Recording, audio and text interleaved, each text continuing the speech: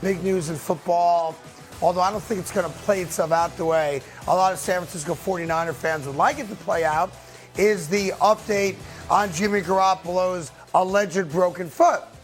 It may not even be broken. He doesn't have Liz Frank injury, and they're saying that no surgery needed, but out 7 to 8 weeks. So, do the math. 7 to 8 weeks from now puts you into mid to late January.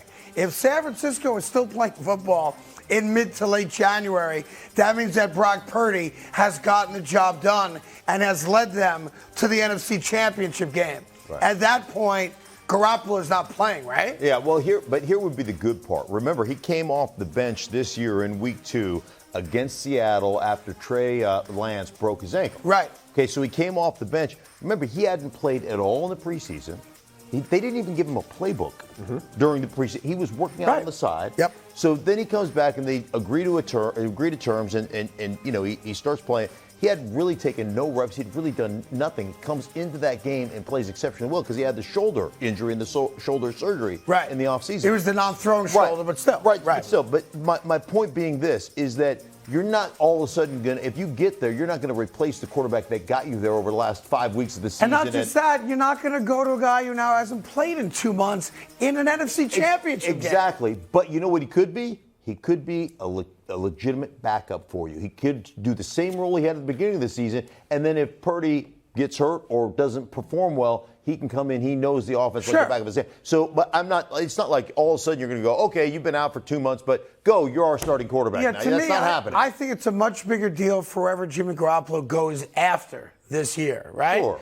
Because either San Francisco gets knocked out before he's healthy, or like we just said, if they're still playing football, that means that Brock Purdy had 4 really good regular season games and 2 at least manageable playoff games to get them on the doorstep of another Super Bowl appearance. Yeah. And we learned it with Foles. We learned it with every backup that's taken a team to a Super Bowl. That's the guy that plays. Right. It's all about how you're playing at the end of the season. Like what you did in the first 6 weeks of the season doesn't matter if you're not playing well at the end. If they're playing well at the end, that Brock Purdy, that's going to be his job. Yep. Listen, the other big NFC quarterback news is the fact that Baker Mayfield got picked up by a 3-win team. That 3-win team, of course, is the LA Rams. Now, they play Thursday night. They overnighted him, or I guess, sent on his FedEx, phone. They put him in a FedEx little box. Yeah, whatever they did. Put him in there. And they sent him the playbook. Yeah. So he's got the playbook. I imagine it's on a laptop or something, but whatever. Yeah. He's got the playbook. They play in 24 hours.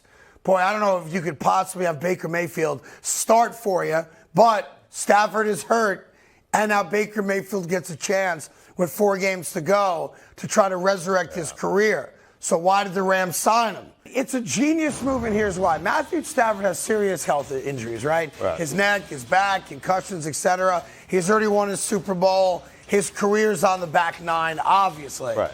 So if you go out there and just take a flyer on a guy that costs you very little money, $1.4 million for the final month plus of the season, if he stinks, you cut him. But if you think there's something there, if you see the glimmer in his eye, if you think you can coach him to get him back to a place that he was in a couple years ago in Cleveland when he took a talented Browns team for the first time in forever to a playoff, to a postseason, then the Rams may have found, no guarantee of course, their quarterback of the future.